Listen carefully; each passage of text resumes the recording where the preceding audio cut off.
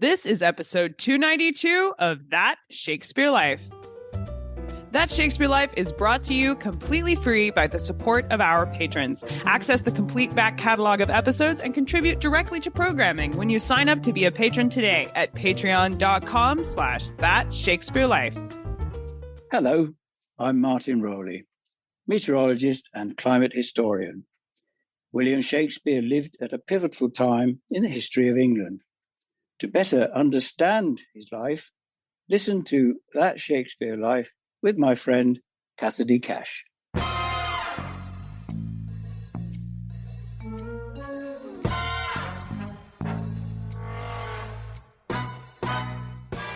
It's his opinion that the tempo originally was not slow or heavy, but lively and sparkling, as he put it, and the accents full and hearty.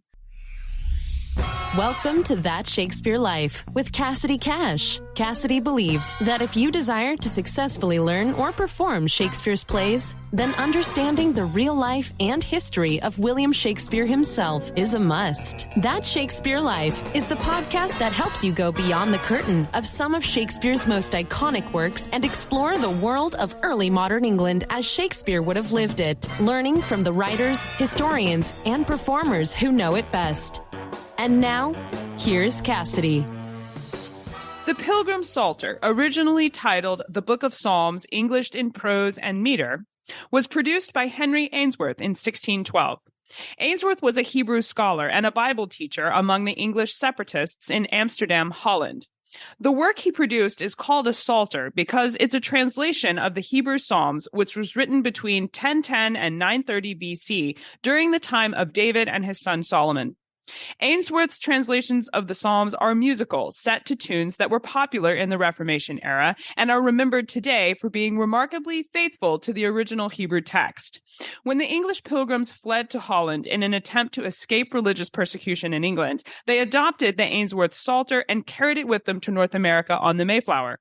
Here today to share with us the history of the Pilgrim Psalter and the journey it took across the ocean at the start of the 17th century is our guest and historian of the Ainsworth Psalter, Mary Huffman. Mary Huffman is a music teacher and historian of the Pilgrims based out of Montgomery, Alabama. She gained a love for history in her youth when her parents took her to historical sites and gave her primary sources to read. With her background in music, Mary has reprinted the Psalter used by the Mayflower Pilgrims in singing and worship, available now at her website, Psalter Company. Mary Huffman serves on the board of the Plymouth Rock Foundation, a ministry that seeks to preserve and pass on the Pilgrims' story and heritage and the principles by which they lived. You can find links to Mary's reprinting of the Ainsworth Psalter, along with links where you can learn more about her and her work in the show notes for today's episode. Hello, Mary. Welcome to the show. Why was Henry Ainsworth translating the Psalms into Reformation tunes? I mean, was he creating a hymnal? Henry Ainsworth's objective in translating the Psalms, putting them into metrical verse, and setting them to psalm tunes was to create a book of worship for the Separatists. What we would call a hymnal today, but it was strictly the Psalms, no uninspired hymns. The Separatists believed that only the Psalms were to be sung in worship, no uninspired hymns. There was already a book of metrical psalms in use in the Church of England at the time, a book known today as the Sternhold and Hopkins Psalter, which was published in 1562. The reason the Separatists created their own was that they believed that the Sternhold and Hopkins Psalter was a, quote, so harsh and hard a phrase that they knew not what the phrases meant, neither could they sing them with understanding. Or, as Puritan Cotton Mather later put it, there were, quote, so many detractions from, additions to, and variations of not only the text, but the very sense of the psalmist, that it was an offense unto them. Ainsworth's Psalter, on the other hand, was not so, but was conscientiously accurate with the Hebrew and very plain and forthright. So it was a whole lot more accessible to them, it sounds like it was. I feel for them, especially as a Shakespearean, because that's people's chief objection to Shakespeare is that the language is really hard. So I think that's definitely a commonality of understanding that we can have with the Pilgrims about why they would want to adapt their hymnal into something that was more easily understood. Right, more easily understood. Also, they were concerned with literalness and literal translation from the Hebrew into English. They did not want any addition to or subtraction from or a mixture with anything else. They wanted to be strictly biblical, and exactly what it said they wanted to sing.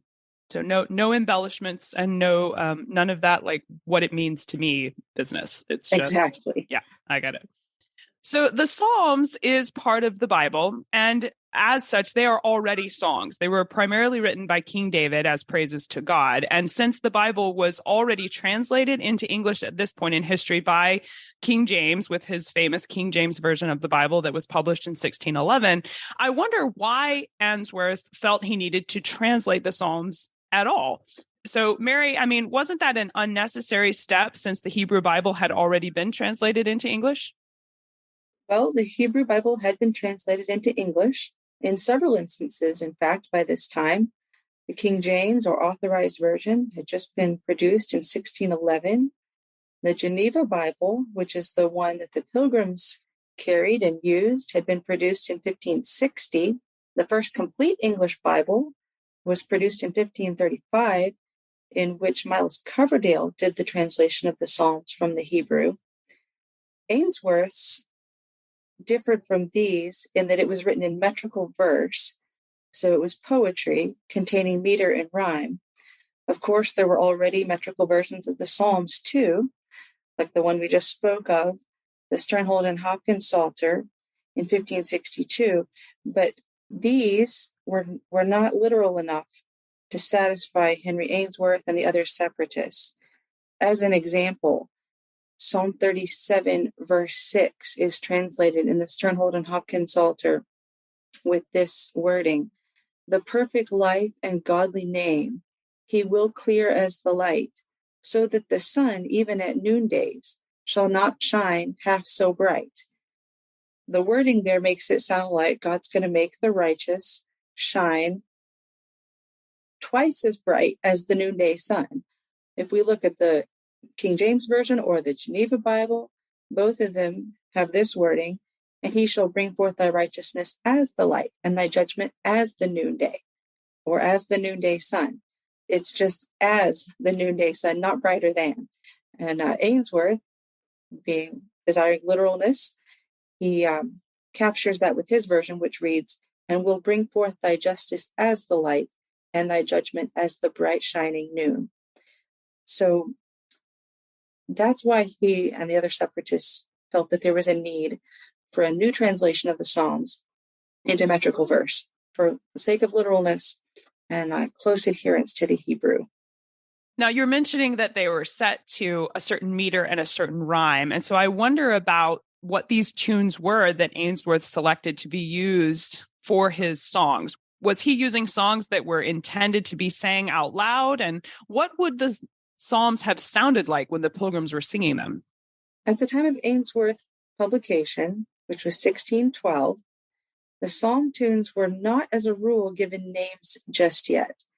Rather, a given tune was attached to a particular psalm in a particular psalter, given no name, and then associated with the number of that psalm. The 1562 Sternhold and Hopkins Psalter in English became the standard for such numerical associations. And in fact, the tune we now know as Old 100 is called that because it was used for Psalm 100 in that Psalter. Interestingly, Old 100 originally, when it was first printed, it was paired with Psalm 134 in the French Psalter in 1551. So it was originally not Old 100th, but Old 134th, but it became associated with Psalm 100 and is known today as Old 100th as its name. So that was the naming convention that's been followed with this kind of tune that was paired with a particular numerical psalm. That one is used in Ainsworth's Psalter. It's used for Psalm 100 and Psalm 105 in his Psalter. That's the most well-known tune that Ainsworth used. It's still known today. Another tune that is found in some church hymnals today and Psalters is known as Old 124th. It was paired with Psalm 124, obviously, in the Sternhold and Hopkins Psalter. Ainsworth used it for Psalm 124, as well as for 7 other different psalms. There are a handful of other tunes that are still used today, especially in churches that sing psalms exclusively, like Old 44th, which was paired with Psalm 44, and a handful of others. But they were not given names as we would do two names today, but just the numbers of the Psalms. As far as how they sounded, of course, you can still hear some of them today, but it's often erroneously thought that the Puritans and Separatists must have sung in a slow and mournful way, but evidence really points to the contrary. The tunes themselves have a built-in energy with much variation in the rhythm, even some syncopation in some of the tunes. It's the opinion of music scholar Walden Seldo Pratt, who studied and reprinted the music of the Ainsworth Psalter in 1921 for the 300th anniversary of their coming over to America. It's his opinion that the tempo originally was not slow or heavy, but lively and sparkling, as he put it, and the accents full and hearty. The tunes seem to come from a popular or folk song tradition, primarily from England and France, making them easily accessible to a congregation. Pratt says this was true of all the countries touched by the Reformation, and he calls it, quote, a freshness of song that was characteristic of Protestantism at its youthful stage. When Pratt was analyzing Ainsworth's Psalter for his publication in 1921, did he find that he was just as impressed with Ainsworth's treatment of the English language and his general literary skills that he actually compared Ainsworth to Shakespeare? Yes, he did. He says, after assessing the literary style of Ainsworth's Psalter, he says, in quote, the style is concise and nervous, and by nervous, that's the old use of the word nervous, which means vigorous. So the style is concise and vigorous, with not a few quaintnesses and some angularities, but on the whole, fairly well illustrating that virile period when modern English was being forged by such masters as Bacon and Shakespeare into a mighty weapon of expressional force and brilliance. Which makes it important to discuss Ainsworth and his Psalter publication, because he apparently had such an influence on the English language and the dissemination of English out with the Pilgrims there, as Shakespeare did on the English language. So very important to look and explore his contributions there. Where do you think they were getting the music from? Because it sounds like Ainsworth and even some of the others, the Sternhold and Hopkins, wasn't writing the actual music. They were just creating words to go to the music, or pairing the Psalms with existing tunes. Who was it that wrote the music originally? Were these folk songs that existed in the culture that they just took and appropriated for use in the church, or had they been written by someone further back in the Reformation, like Luther or someone? That's a good question. They were drawn from the Reformation psalm tunes, as Ainsworth put it, from England, France, and Holland. But who had written them beforehand? That's your question. Primarily, especially the French psalm tunes, for example, were written by three primary musicians in France at the time of the writing of the Reformation Psalter, which is covered a period of several years. It was first begun in the 1530s and lasted all the way up to 1562. Three different musicians primarily had a hand in writing the actual tunes. A man named Guillaume Franck, another man who's better known named Louis Bourgeois, and another man whose first name was Pierre, and I'm not at the moment remembering his last name. But those three primarily wrote the French psalm tunes. As far as the English psalm tunes, of which there were fewer, they seem to have been composed by English musicians in Geneva, some of the Marian exiles who fled to Geneva during the time of Bloody Mary's reign, unnamed musicians. But they were, when I say drawn from a popular folk song tradition, I don't mean they were just popular songs sung on the streets. That was not the case, but rather they follow the pattern of the folk songs of the day. They had a structure that would have repeated musical lines, for example, or similarities in musical lines, following a folk song pattern and tradition, sometimes containing snatches of melodic patterns that come from an actual folk song, or even a plain song, a chant that would have been known, but not necessarily songs that would have just been known on the streets. It's sort of similar in the way that when we listen to music today, we expect there to be a chorus that repeats after each verse in a song today. that's what you mean by melodic patterns, that they would have had a format of music that was expected, and several of these songs would have followed that. But these were all written, the tunes even were written with religious use in mind. They weren't borrowing from, pop culture or secular music. Exactly. Yes. Often we see today in a piece of sacred music a structure that has an opening line and then a repeated line, either exactly repeated or similar, then variation for the third line, and then back to that repeated line for the fourth. That's a typical structure we often see. So that's the kind of melodic structure that I'm talking about. And now I know you had mentioned that you have a few of these songs available there that recreate these tunes. Is that something that you can share with us here on the show today? Yes, I can. I can provide you with some samples. I will share with you a sample of Psalm 44.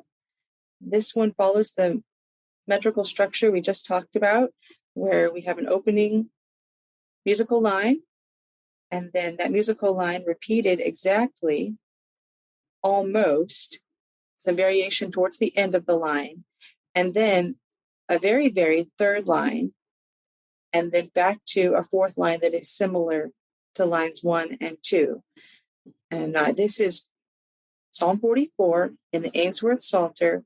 It's the tune now known as Old 44 and can still be found in some psalters to this day.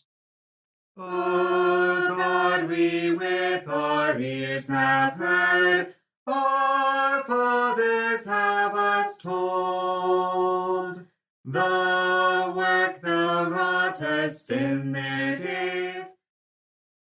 Wow, that's amazing to get to hear music straight from the past like that, and to think that this was the same music that the Pilgrims were hearing in their congregations. And I like to think they might have even been, singing it together on places like the Mayflower. How exciting to get to share in that. Thank you for sharing that with us and letting us hear it. That's pretty exciting to get to do.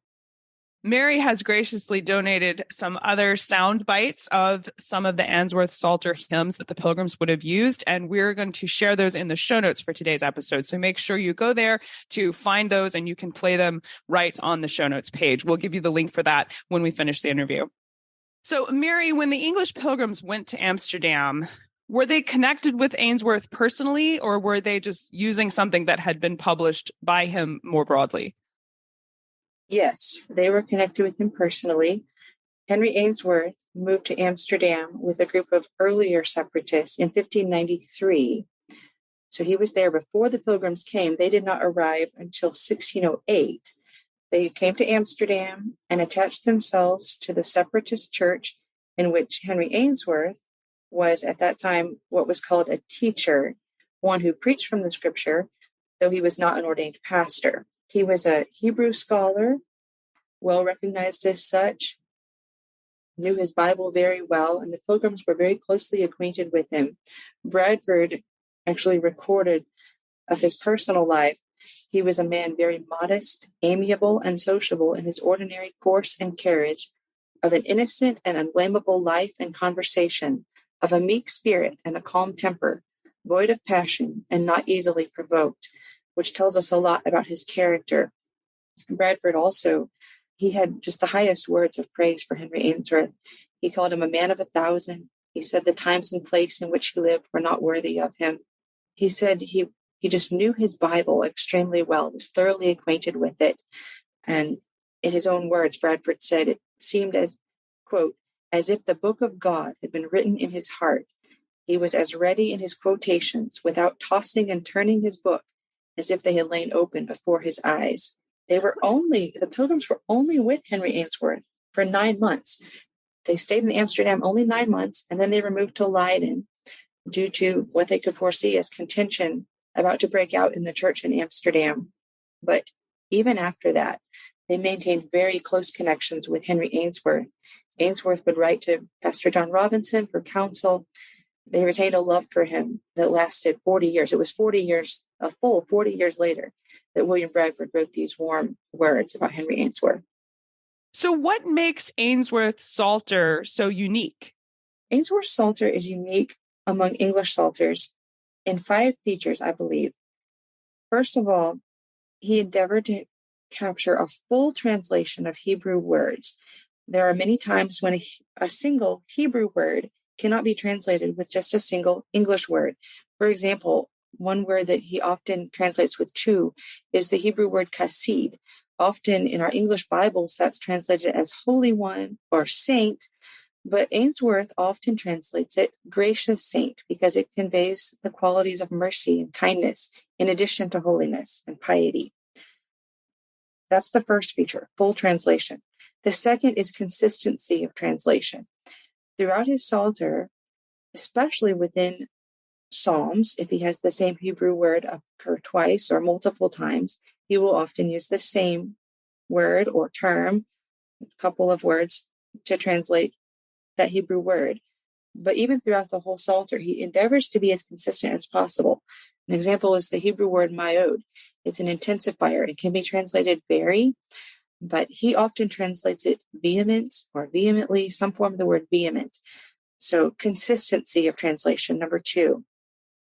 Number 3 is he preserves Hebrew figures of speech, which they occur frequently in the Psalms because the Psalms are Hebrew poetry. For example, Psalm 12 uses the figure of speech with heart and heart, which is often translated with double heart. But Ainsworth just leaves it with heart and heart, leaving the Hebraism, but explaining it in his commentary and notes.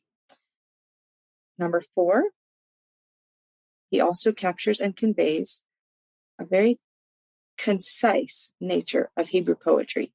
Hebrew poetry is not wordy and full of embellishment. It's concise, fast-moving, and noun, verb. It just moves right along. And compared to other English Psalters that are wordy, Ainsworth is very concise and fast-moving and powerful. And finally, the 5th feature is parallelism. Hebrew poetry, unlike English poetry, does not rhyme, does not have the same kind of meter structure, but it rhymes, in a sense, in parallelism, in similar wording or grammatical structure. And in a very unique way, Henry Ainsworth captures that with his Psalms, especially Psalm 19, that talks about the law of the Lord is perfect, converting the soul. The testimonies of the Lord are sure, making wise the simple. It's a structure there of Hebrew poetry that he conveys very well in his English poetry. And to capture all these Hebrew features and still present them with intact English poetry with rhyme and meter is quite a feat, and it makes Ainsworth's Psalter stand out among English Psalters. Now, what does it mean to say that they adopted Ainsworth's Psalter for use in their congregation? Was the Ainsworth Psalter an update or a significant change from the previous ones the Pilgrims had been using? Pilgrims, being separatists, they would have come out of the Church of England. So the only Psalter they would have known would have been the Sternhold and Hopkins Psalter. So they were having the same problems that we discussed at the beginning of too many additions, subtractions, detractions, twisting, changing the wording, the meaning, and they wanted something more literal. So when this one became available in 1612, they had already removed from Amsterdam to Leiden at the time, but they were aware of Ainsworth's work, and they became the one and the only one they used in their pilgrim worship services for the next 80 years. They embraced it, wanted it for use, and used no other until 1692, when they voted to begin using the Bay Psalm book.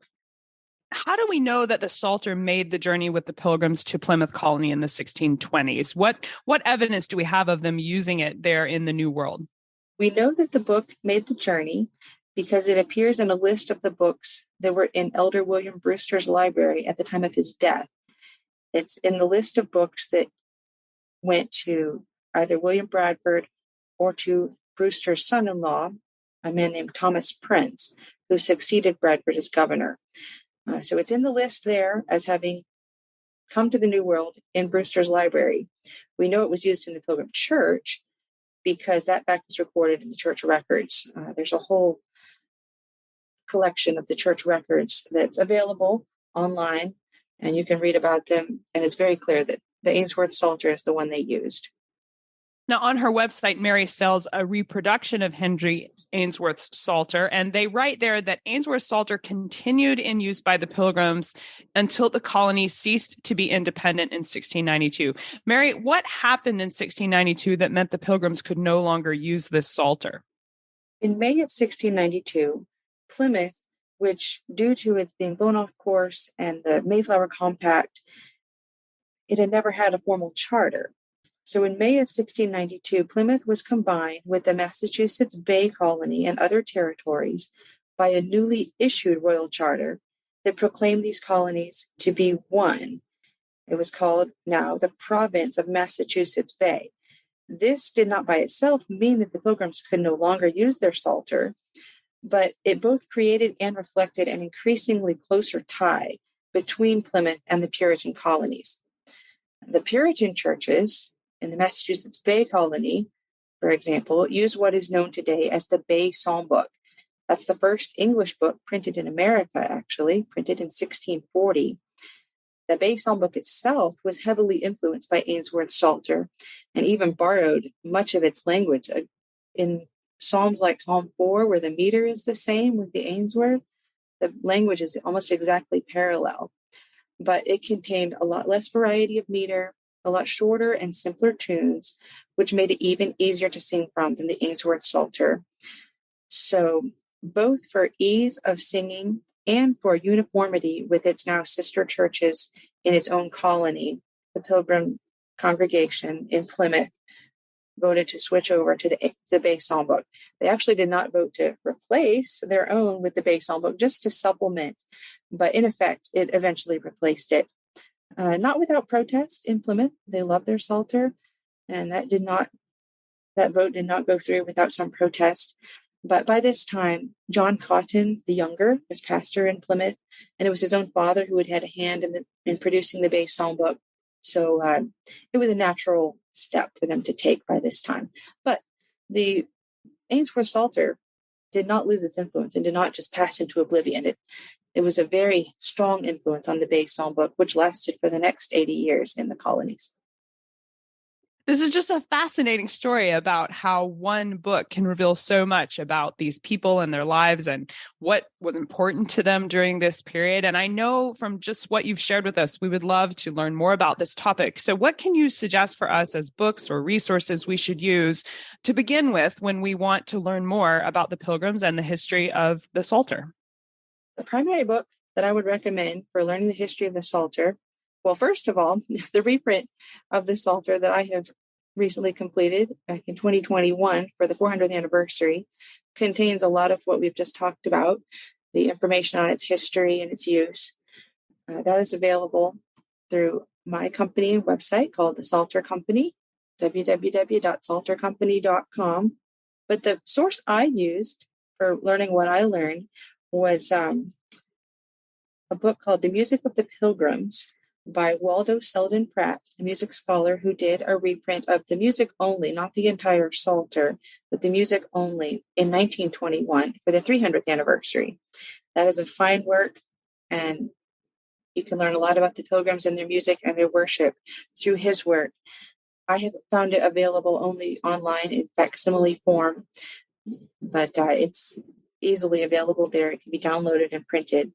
Another work that is very helpful is actually a thesis that was done by a student named Lorraine Insera under the guidance of H. Wiley Hitchcock from the Brooklyn College in New York in 1981. This is a very thorough study of all the music, again, not the words, but the music of Ainsworth's Psalter. It has a lot of sources and features of the tunes and tables describing them, and anything you could want to know about the tune is compiled pretty much in her work. Of course, primary sources are wonderful for learning about the Pilgrims and their worship: Of Plymouth Plantation by William Bradford, Mort's Relation, Good News from New England by Edward Winslow. Those are wonderful resources for learning about the Pilgrims.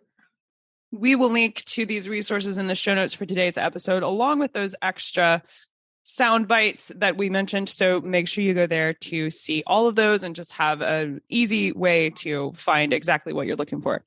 Now, Mary, we ask everyone this next question here at That Shakespeare Life, and that's, what's the one book you would take with you on a deserted island? My friends in England tell me I'm supposed to allow you the complete works of Shakespeare and a copy of the Bible, so your choice would be in addition to those.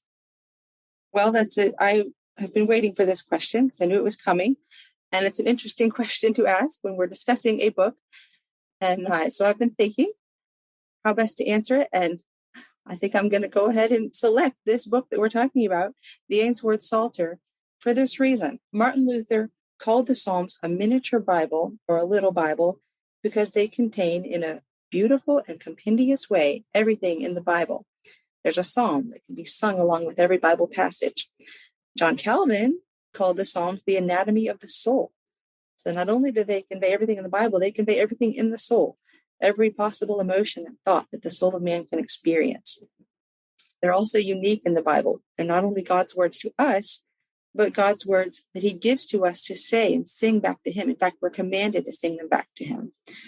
So for all these reasons, it's important, and in fact, essential, that we have a means to sing the Psalms wherever we are on a desert island. And the way that we English speakers can best do that is by having them in metrical verse set to tunes that we can sing.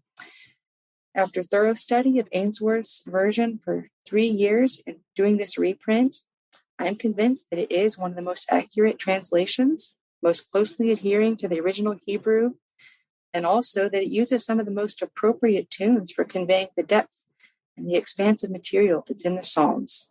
I personally loved the Psalms before I began the project, but I grew by quantum leaps in my love and understanding of the Psalms as I edited this volume and saw their beauty and power in plain, unadorned form with so much of the Hebrew meaning and structure intact. These Psalms made the Pilgrims who they were. They came for purity of worship. In Bradford's words, worship according to the simplicity of the gospel and without the mixture of men's inventions. And this Psalter is really the clearest picture we can get of how they actually worship, because it's the very book they used. We don't know exactly what they prayed or preached. That was extemporaneous, but we can see exactly what they sang. So this book reveals to us the heartbeat, the mainspring that made the Pilgrims tick. These Psalms have changed me, and I pray that they change all whom they touch and drive us all to that foundation upon which the Pilgrims built their whole society, the simple Word of God. I think that is certainly a thoughtful selection for your desert island choice. I think it's a fruitful use of your time there to ponder the anatomy of the soul. It's certainly a good selection and apropos for today's conversation. So yes, I appreciate your desert island selection. So Mary, what's next for you now? Now that you've reprinted this Psalter and the history associated with it, what are you working on today that you're excited about? Well, I began a Psalter reprint project before I completed the Pilgrim Psalter. This was the Scottish Psalter of 1564. We discussed today the English Sternhold and Hopkins Psalter of 1562. The Scots had a parallel but different Psalter around the same time, 1564. And theirs, unlike the English Psalter, had complete 4-part harmony. A lot of people, even music scholars that I've talked to, don't realize this. It was somewhat lost to history. And even those who, once they realize it, they're doubtful that it was actually could have been used and sung in 4-part harmony at that time. But there is a record that it was. In fact, there's a story of exiled preacher named John Dury, who, when he was brought back from exile, he was met on the streets of Edinburgh with a throng of people who followed him singing Psalm 124. And by the time they reached the head of the street, there were 2,000 singing it in 4-part harmony. So that psalm with its 4-part harmony and the other 150 psalms with their 4-part harmony is the next project I am working on. I am so looking forward to seeing what you're able to do with this Scottish Psalter and hearing about the history that gets uncovered in your research there. Thank you so much, Mary Huffman, for being here today and taking us through the history of the Pilgrim Psalter right in the middle of Shakespeare's lifetime and just sharing this piece of history with us today. This has been a really fun conversation and certainly exciting history to explore. Thank you for being here. Thank you. If you enjoyed our show today, be sure to let us know about it. Please drop us a rating and a review on the podcast platform you're listening from today. We have packed bonus history into the show notes for today's episode that you don't want to miss. There are bonus sound files where you can listen to some of Ainsworth's translations set to music popular for the 16th century, along with printed versions of the quotes Mary shares today from famous pilgrims like William Bradford, along with some extra tidbits for resources and information on Psalters, as well as Henry Ainsworth personally, that you will be able to use to explore this topic further. It's all kinds of history packed into the show notes today. You can find all of these things at CassidyCash.com/episode 292. That's CassidyCash.com/EP292. That Shakespeare Life is powered exclusively by listeners like you who support us as patrons. When you sign up to support our show, you can access our entire back catalog of episodes. That's over 100 additional interviews that aren't available on public listening platforms. You can also have a hand in helping produce the show with insider looks at upcoming guests, and we offer patrons the opportunity to submit their own questions that they would like to have asked to these guests live on the air. Explore all the options for being a patron and sign up today at patreon.com/That Shakespeare Life. That's patreon.com/That Shakespeare Life. That's it for this week. Thank you for listening. I'm Cassidy Cash, and I hope you have a wonderful Thanksgiving season and that this episode helps you learn something new about the Bard. I'll see you next time. Bye-bye. Thank you for listening to That Shakespeare Life. As always, the best conversations happen after the episode over at CassidyCash.com. Become a part of a vibrant Shakespeare conversation by adding your voice over at the website. Until next time, remember, when you want to know William Shakespeare, you have to go behind the curtain and into That Shakespeare Life.